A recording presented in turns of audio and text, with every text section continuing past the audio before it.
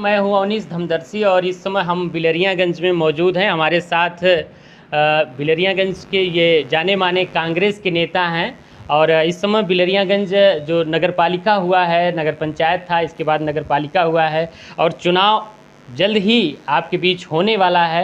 ऐसे में तमाम प्रत्याशी दावेदार अपना घोषणा कर रहे हैं कि हम भी चुनाव लड़ेंगे। ऐसे में हमारे साथ कांग्रेस के नेता जी मौजूद हैं और हम इनसे जानना चाहेंगे कि आप किस तरह से चुनाव के दावेदारी करेंगे और कैसे चुनाव लड़ेंगे और आपके पक्ष में कितने लोग आपके बीच में रहेंगे।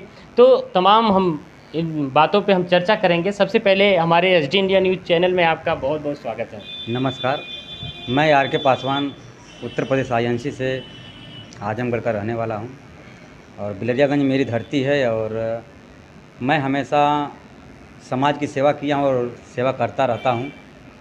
लेकिन हमेशा अक्सर यह बात उठती है कि बिलरियागंज में जो भी नगर पंचायत के चेयरमैन बनते हैं, हमेशा यह बात उठती है कि नगर पंचायत के चेयरमैन तो बनते हैं लेकिन जो सेवा करने की बात आती है वो सेवा बिल्कुल नहीं करते हैं।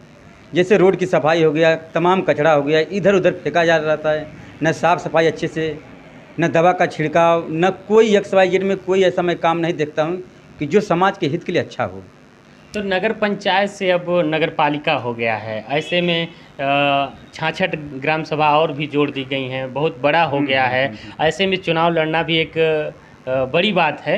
तो ऐसे में आप कौन सा चुनाव लड़ेंगे, जनता दर्शकों को हमारे बताइए। सबसे पहले मैं हमेशा MP MLA के टारगेट पे मैं राजनीति के स्तर पर मैं काम किया हूँ। मैं हमेशा सोचता था कि MP MLA के ही मैं टारगेट पे मैं चुनाव लड़ूंगा, या विधानसभा या सांसदी का। लेकिन मैं कई बार ट्राई किया टिकट के लिए, मैं कई बार दिल्ली गया, लेकिन हमसे बड़े बड़े उम्र दराज के जो लोग थे उन्होंने बोला कि सबसे पहले हम लोग को लड़ लेने दीजिए, हम लोग आपसे बहुत उम्र में हैं ज़्यादा। तो हम लोग बार बार चांस देते गए, लेकिन जनता के अंदर में यह हमेशा भावना रहती है कि हमारे पक्ष में हमेशा सही नेता आए। जब भी सही नेता कोई आएगा तभी कोई उस एरिया का विकास करेगा। जैसे विधानसभा हो गया, कोई MP MLA चुनता है, न रोड सही, न घर रास्ता सही, न गाड़ी धूल गर्दा चारों तरफ उड़ता रहता है, न कहीं दवा का छिड़काव होता है, न कहीं कुछ होता है। अगर दबाव डाला जाता है तो DM से तमाम किस्म की बात आती है कि हम दबाव डालें DM से, तो DM कहेगा कि भाई हम क्या कर सकते हैं, हमारे पास वो बजट नहीं है। सब बजट तो चेयरमैन खा जाते हैं। जब चेयरमैन की बात आती है तो चेयरमैन कहते हैं कि भाई हमारे पास बजट आया नहीं, सब बजट अभी CM ऑफिस में रुका हुआ है। ये बताइए, हर जगह कोई CM ऑफिस कहेगा, कोई DM ऑफिस कहेगा, तो जनता के हित के लिए कौन काम करेगा? तो जब जनता के हित के लिए कोई काम नहीं करेगा तो जनता के हित के लिए चुनाव क्यों लड़ते हैं? चुनाव लड़ना चाहिए तो चुनाव लड़ने के पहले ये फैसला करना चाहिए कि हम किस लिए चुनाव लड़ रहे हैं। चुनाव हम इसलिए लड़ते हैं कि वहाँ के एरिया में जितना हमारा अंडरलाइन एरिया पड़ता है, चेयरमैनी हो गया या नगर पंचायत हो गया या प्रधानी हो गया या महाप्रधानी, उस एरिया का काम जो है वो हमारे अंडर में होगा। जनता उसी उम्मीद पे हमको वोट करती है कि यह जिला पंचायत बनेंगे तो ये हमको वोट करेंगे, या जिला पंचायत बनेंगे तो हम इनको वोट करेंगे और ये हमारे एरिया में अच्छा विकास करेंगे। लेकिन विकास की बात कुछ नहीं। अभी हाल में देखिए 10 साल से कोई विधायक बना है, न रोड का रास्ता सही, न कुछ सही। अब तो ये नगर पालिका बन गया जी बिलरियागंज। तो मैं उम्मीद किया हूँ कि जब नगर पालिका बन गया है तो मैं यहाँ से कई प्रत्याशी खोजा हूँ। कई प्रत्याशी खोजने के बाद जनता मुझे खुद दबाव डाल दिया है कि आप चेयरमैन के प्रत्याशी खुद बनिए, और मैं मजबूर होकर मैं चेयरमैन के प्रत्याशी बनने के लिए मैं खड़ा हो गया हूँ। मैं पूरी बिलरियागंज नगर पालिका के जितने 66 गाँव हैं, सभी गाँवों वालों से मेरे अनुरोध है, सभी गांव के प्रधान, जिला पंचायत, MLA, MP जितने लोग हैं, मैं सबसे अनुरोध करता हूं कि एक बार आप हमें चुनिए। मैं यह दावा करता हूं कि पूरी बिलरियागंज का विकास जो है मैं एक बार करके दिखाऊंगा, फिर दोबारा मैं चेयरमैनी कभी ज़िंदगी में नहीं लड़ूंगा, क्योंकि मेरा टारगेट हमेशा है पार्लियामेंट का। तो सर किन मुद्दों पे आप चुनाव लड़ना चाहते हैं? जैसे यहाँ पर गरीबों के लिए आवास की बात है, गरीब आवास नहीं पाते हैं। जैसे रोड पर धूल गर्दा हमेशा उड़ा रहता है, न साफ़ सफाई हो पाती है। फर्स्ट राउंड साफ़ सफाई होती है, दूसरी बार फिर कल की बात, दिन भर में कितनी बार धूल गर्दा कितना कचरा बहता है, न नाला का पानी कहाँ बहता है, सड़क पे आ जाता है। तमाम चीज़ मैं देखता हूँ। ये सभी भली भांति पत्रकार, मीडिया वाले जानते हैं कि बिलरियागंज के एरिया में कहाँ कचरा बहता है, कहाँ पानी बहता है, कहाँ क्या बहता है। लेकिन मैं सब जानता हूँ। पैसा पास करेंगे 100%, पब्लिक को दिखाएंगे 15%, तो पैसा जाता कहाँ है? इसका मतलब या तो वो खाते हैं, नहीं तो कोई और खाता है। तो खाने वाली बात नहीं ना, यहाँ पर विकास वाली बात है। आज जो भी है, ये तीसरी बार हमारे यहाँ पे एरिया में जो नगर पालिका का जो उच्च पद दिया गया है, और मैं चाहता हूं कि नगर पालिका के लोग हमेशा एकदम सही रूप से, सही ढंग से अपना प्रत्याशी चुने, जो आपकी बात यही नहीं, इस बिलरिया की बात ज़रूरत पड़ जाए तो दिल्ली नहीं अमेरिका तक ले जा सकता है। तो आप जो है पार्टी से लड़ेंगे या निर्दल लड़ेंगे चुनाव? पार्टी से तो मैं घोषणा कर दिया हूं। मैं 17 साल से आईएनसी का नेता हूं। मैं दुख सुख में हमेशा जनता के हित में काम किया हूं। ब्लॉक के अंडर में जितनी दवा आती है उसको मैं ही सीएमओ से कह के बिलरियागंज ब्लॉक में सारी दवा की व्यवस्था करवाता हूं। कोरोना काल में जो इंजेक्शन 500 दिया जाता था, मैं डीएम से कहवा के 1500 करवाया था कि कोरोना के टाइम में सभी लोगों का जो टीकाकरण हो वो अच्छे से हो। क्योंकि हमारे बिलरियागंज में 4 ब्लॉक जुड़ता है, महाराजगंज, हरैया, अजमतगढ़, बिलरिया। जब 4 ब्लॉक के लोग हमारे ब्लॉक में आते हैं इलाज कराने के लिए, तो जाहिर सी बात है कि सारी दवा ख़त्म हो जाएगी। जब सारी दवा ख़त्म हो जाएगी तो हम हमेशा कहते हैं कि हमारा बिलरिया 22 ब्लॉक में नंबर 1 रहे।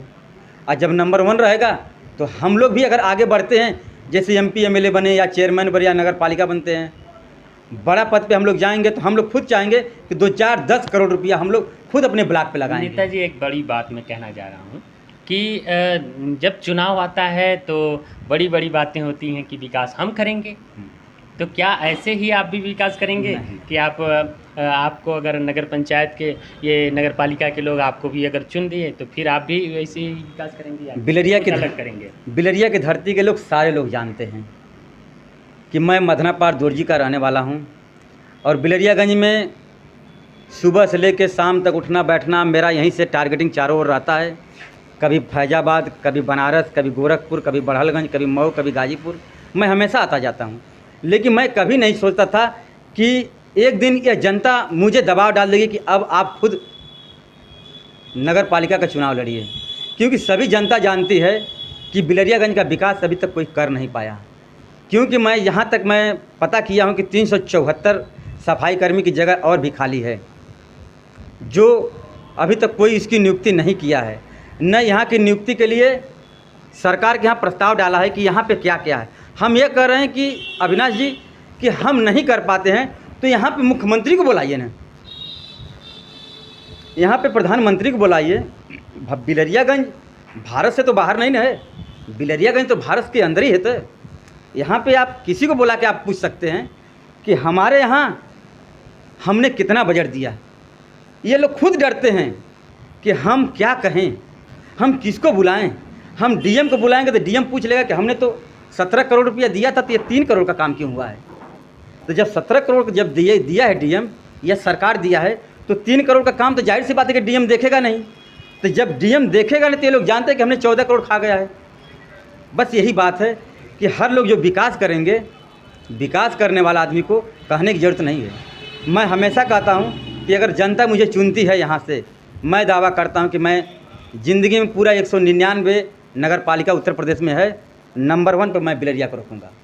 तो अभी आप देख रहे थे कि कांग्रेस की युवा नेता हैं आर.के. पासवान जी हमारे साथ मौजूद रहे, और इन्होंने बताया कि अगर बिलरियागंज की जनता अगर हमें यहाँ से चेयरमैन पद का अगर हमें अगर जिताती है तो हम इस बिलरियागंज क्षेत्र का पूर्ण रूप से विकास करेंगे और लोगों की तरह वादा नहीं विकास करेंगे। तो जहां सपा और बसपा हमेशा दावेदार रही है, वहीं पे अब कांग्रेस के भी युवा नेता इस बिलरियागंज के नगर पालिका चुनाव में चेयरमैन के उम्मीदवार हैं। तो इसी तरह के वीडियो फिर हम दिखाएंगे आपको, फिर और भी लोगों से। तो देखते रहिए एचडी इंडिया न्यूज़ अवनीश धमदर्शी के साथ। हमारी ये वीडियो अगर पसंद आई हो तो चैनल को लाइक करें, सब्सक्राइब करें और चैनल पर बने रहने के लिए बेल आइकन दबाना ना भूलें।